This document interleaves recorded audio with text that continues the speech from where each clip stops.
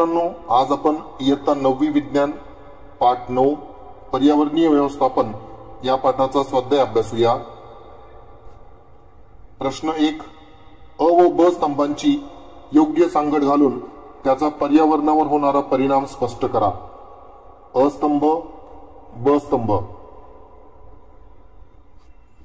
उत्तर 1, धोकादायक कचरा, किरणोत्सारी पदार्थ। 2, घरगुती कचरा, वाया गेलेले अन्न, भाज्या, फळे यांच्या साली। 3, जैव वैद्यकीय कचरा, बँडेज, कापूस, सुया इत्यादी। 4, औद्योगिक कचरा, रसायने, रंग, राख इत्यादी। 5, शहरी कचरा, काच, रबर, कॅरीबॅग इत्यादी। प्रश्न 2, दिलेल्या पर्यायातील योग्य शब्द निवडून विधाने पूर्ण करून त्यांचे समर्थन करा। दिलेले पर्याय: भौगोलिक अनुकूलता, हवामान, हवा, वेधशाळा। अ, जैव विविधतेवर अजैविक घटकांतील सर्वाधिक परिणाम करणारा घटक टिंबटिंब हा आहे। उत्तर: हवामान। स्पष्टीकरण: हवामान हा अजैविक घटक आहे। हा घटक पृथ्वीवरील निरनिराळ्या सजीवांची वाढ व विकास यासाठी महत्त्वाची भूमिका पार पाडतो। आ, कोणत्याही ठिकाणी अल्पकाळ असणाऱ्या वातावरणाच्या स्थितीचे वर्णन टिंबटिंब होय। उत्तर: हवा। स्पष्टीकरण: वातावरणाची अल्पकाळाची स्थिती म्हणजे हवा होय। ई, मानवाने कितीही प्रगती केली तरी टिंबटिंबचा विचार करावाच लागतो। उत्तर: भौगोलिक अनुकूलतेचा। स्पष्टीकरण: काही भाग दाट लोकसंख्येचे असतात तर काही भाग विरळ लोकसंख्येचे असतात। हे सर्व त्या भागाच्या भौगोलिक अनुकूलतेवर अवलंबून असते। ई, हवेच्या सर्व अंगांचे निरीक्षण करून नोंदी ठेवण्याच्या ठिकाणांना टिंबटिंब असे म्हणतात। उत्तर: वेधशाळा। स्पष्टीकरण: वेधशाळा ही आधुनिक यंत्रसामग्री व उपकरणांनी सुसज्ज असून तिचा वापर खगोलीय हवामान विषयक व नैसर्गिक घटनांविषयी निरीक्षणे व नोंदी करण्यासाठी होतो। प्रश्न 3, पुढील प्रश्नांची उत्तरे लिहा। अ, आपत्तीमध्ये जखमी झालेल्या आपदग्रस्तांना प्रथमोपचार कसा करावा? उत्तर: आपत्तीमध्ये जखमी झालेल्या आपदग्रस्तांना पुढील प्रमाणे प्रथमोपचार करावा। 1, श्वसन मार्ग। आपदग्रस्ताला श्वास घ्यायला अडचण होत असेल तर डोके उतरत्या स्थितीत धरावे किंवा हनुवटीला वर उचलावे जेणेकरून श्वासनलिकेचा मार्ग खुला राहील। 2, श्वासोच्छवास। जर श्वासोच्छवास बंद झालेला असेल तर आपदग्रस्ताच्या तोंडातून कृत्रिम श्वासोच्छवास द्यावा। 3, रक्ताभिसरण।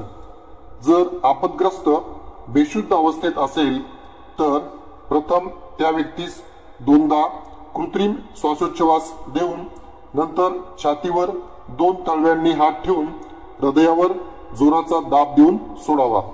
या दोन्ही क्रिया सुमारे 15 वेळा कराव्यात। 4, रक्तस्राव। जर व्यक्तीला जखम होऊन त्यामधून रक्तस्राव सुरू झाला असेल तर त्या जखमेवर निर्जंतुक आवरण ठेवून हाताच्या अंगठ्याने किंवा तळव्याने 5 मिनिटे हलका दाब द्यावा। 5, अस्थिभंग व मणक्यावर आघात। जर आपदग्रस्त व्यक्तीचे हाड मोडले असेल तर त्या हाड मोडलेल्या भागाचे अचलकरण करणे अत्यावश्यक असते। त्यासाठी कोणत्याही प्रकारच्या लाकडी फळ्या उपलब्ध असतील तर त्या बांधून अचल करण्यासाठी वापर करावा। पाठीवर किंवा मणक्यावर आघात झालेला असेल तर त्या व्यक्तीला कठीण रुग्णशिबिकेवर ठेवावे। 6, पोळणे किंवा भाजणे. आपदग्रस्तांना आगीच्या ज्वालांनी होरपळले असेल तर भाजलेला भाग किंवा होरपळलेला भाग 10 मिनिटे पाण्याच्या संतत धारेखाली धरणे फायदेशीर ठरते. शास्त्रीय व पर्यावरण स्नेही कचरा व्यवस्थापन करण्याच्या पद्धती सांगा. उत्तर: शास्त्रीय व पर्यावरण स्नेही कचरा व्यवस्थापन करण्याच्या पद्धती पुढील प्रमाणे. 1. कचऱ्याचे विभाजन व वर्गीकरण. ही कचरा व्यवस्थापनातील पहिली पायरी होय. कचऱ्यावरील पुढील प्रक्रियेसाठी सुका कचरा व ओला कचरा असे वर्गीकरण करणे खूप महत्त्वाचे असते. 2. कंपोस्टिंग म्हणजेच सेंद्रिय खत. शिल्लक राहिलेले अन्न, स्वयंपाकघरातील कचरा, भाज्या व फळे यांच्या साली, बागेतील कचरा इत्यादींच्या विघटनाने चांगल्या प्रतीचे खत मिळू शकते. 3. गांडूळ खत निर्मिती. या पद्धतीत गांडुळाच्या मदतीने घनकचऱ्याचे विघटन जलद रीतीने केले जाते. गांडूळ खत निर्मितीतून मिळालेले खत हे पोषक द्रव्यांनी समृद्ध असल्याने शेतीसाठी उपयुक्त ठरते. 4. सुरक्षित भूमिभरणाची पद्धती. या पद्धतीत मानवी वस्तीपासून दूर अशा सुरक्षित असलेल्या ठिकाणी कचरा टाकून दिला जातो. अशा ठिकाणी जमिनीवर प्लास्टिकचे व चिकणमातीचे आवरण केले जाते, जेणेकरून कचऱ्यातील पाणी जमिनीत मुरत नाही. 5. पायरोलिसिस. ही एक शास्त्रीय पद्धत असून त्यात कचऱ्याचे उच्च तापमानास ज्वलन केले जाते. या पद्धतीत जैववायूपासून विद्युत ऊर्जा निर्मिती केली जाते. 6. भट्टीतील ज्वलन किंवा भस्मीकरण. ही एक औद्योगिक पद्धत असून यात कचऱ्याचे साध्या, घन किंवा वायुरूपी अवशेषात रूपांतर केले जाते. या पद्धतीत भट्टीमध्ये कचऱ्याचे उच्च तापमानाला ज्वलन केले जाते. सामान्यपणे जैववैद्यकीय कचऱ्यासाठी या पद्धतीचा उपयोग होतो. हवामान अंदाज व आपत्ती व्यवस्थापन यांच्यातील सहसंबंध सौदाहरण स्पष्ट करा. उत्तर: 1. विज्ञान व तंत्रज्ञान यांच्या सहाय्याने आता हवामानाचा अंदाज वर्तवणे सोपे झाले आहे. 2. पूर, भूकंप, चक्रीवादळे इत्यादी नैसर्गिक आपत्तींच्या काळात परिणामकारक आपत्ती व्यवस्थापन करण्यासाठी हवामानाचा अंदाज मदतगार ठरतो. 3. उदाहरणार्थ 2014 साली आंध्र व ओदिशाच्या किनाऱ्यावर आढळणाऱ्या अतितीव्रतेच्या हुडहुड वादळाचा अंदाज हवामान खात्याने वर्तवला होता. 4. हवामानाच्या अंदाजानुसार आपण आपत्ती व्यवस्थापनासाठी योग्य ती खबरदारी घेऊ शकतो आणि आपत्तीला तोंड देण्यासाठी तयार राहू शकतो. ई कचरा घातक का आहे याबाबत तुमचे मत लिहा. उत्तर: 1. निकामी मोबाईल फोन्स, टीव्ही संच, संगणक, म्युझिक सिस्टीम, ट्रान्झिस्टर्स इत्यादींचा ई कचऱ्यात समावेश होतो. 2.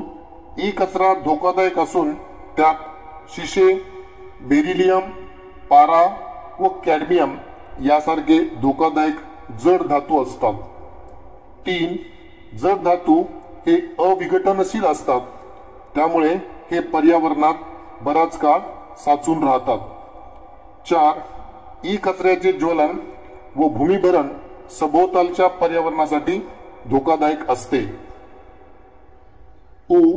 घनकचरा व्यवस्थापनामध्ये तुमचा वैयक्तिक सहभाग कसा नोंदवाल. उत्तर: घनकचरा व्यवस्थापनामध्ये वैयक्तिक सहभाग खालीलप्रमाणे नोंदवता येईल. 1. कचरा कुंडीत टाकणे. 2. वस्तूची दुरुस्ती व देखभाल करून त्यांचा अधिक काळ वापर करणे. 3. वाचून झालेली पुस्तके व मासिके गरजूंना देणे. 4. प्लास्टिक पिशव्यांऐवजी कापडाच्या पिशव्या वापरणे. 5. टिश्यू पेपर, कागदी थाळ्या यांचा वापर कमीत कमी करणे. 6. रिड्यूस म्हणजेच कचरा कमी करणे. रियूज म्हणजेच वस्तूंचा पुनर्वापर. रिसायकल म्हणजेच कचऱ्याचे पुनर्चक्रीकरण या 3R मंत्राचा वापर करणे. 7.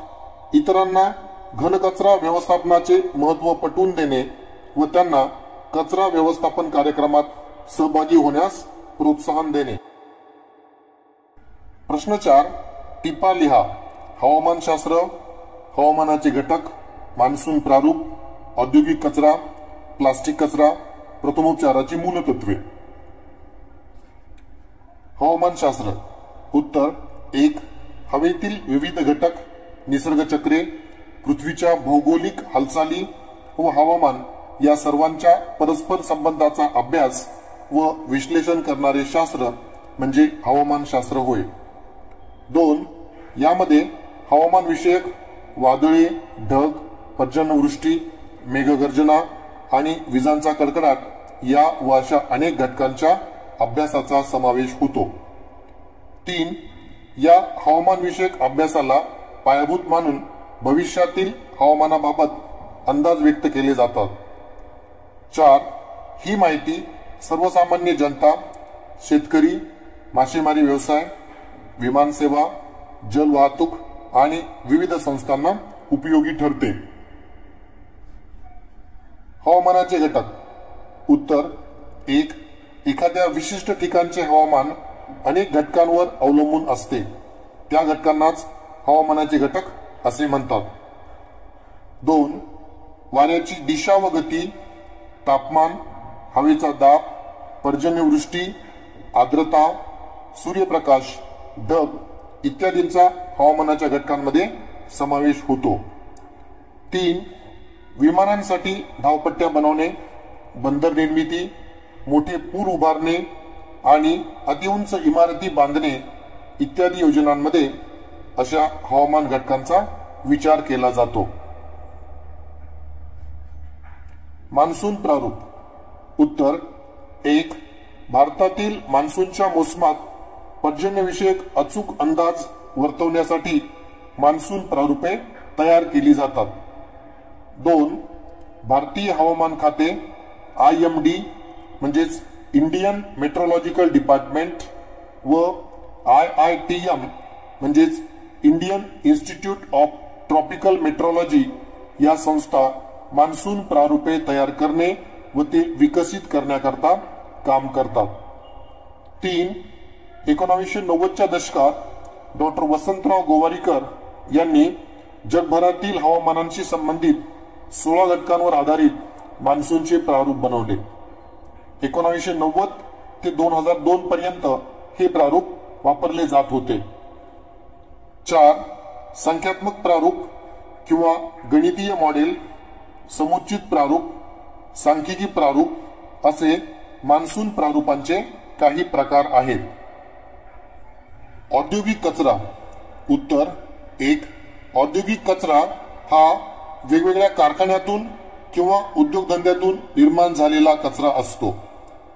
2. या कचऱ्यात रसायने, तेल, गाळ, रंग, राख, धातू इत्यादींचा समावेश होतो. 3. हा कचरा मोठ्या प्रमाणात निर्माण होत आहे व तो अतिशय हानिकारक आहे. 4. औद्योगिक केंद्रातून बाहेर पडणारी विषारी द्रावके ही जवळच्या पाण्याच्या साठ्यात सोडली जातात, ज्यामुळे जलप्रदूषण होते. 5. कारखान्यातून बाहेर पडणारे अनेक विषारी वायू हवेत सोडले जातात, ज्यामुळे हवेचे प्रदूषण होते. प्लास्टिक कचरा. उत्तर. 1.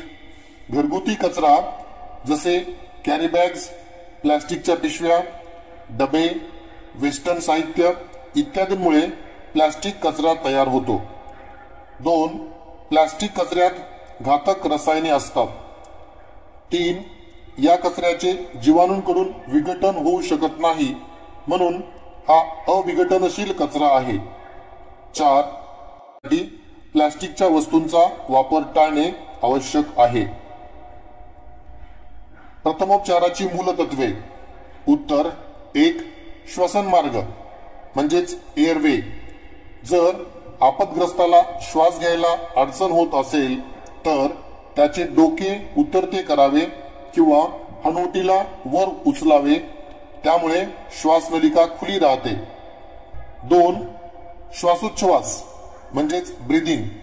श्वासोच्छवास बंद झालेला असेल तर आपदग्रस्ताच्या तोंडातून कृत्रिम श्वासोच्छवास द्यावा. यात मदतकर्त्याने आपदग्रस्ताच्या तोंडावर तोंड ठेवून आपदग्रस्ताच्या फुफ्फुसांमध्ये हवा सोडायची असते. 3. रक्ताभिसरण म्हणजेच सर्क्युलेशन. जर आपदग्रस्त बेशुद्ध अवस्थेत असेल तर प्रथम त्या व्यक्तीस 2दा कृत्रिम श्वासोच्छवास द्यावा.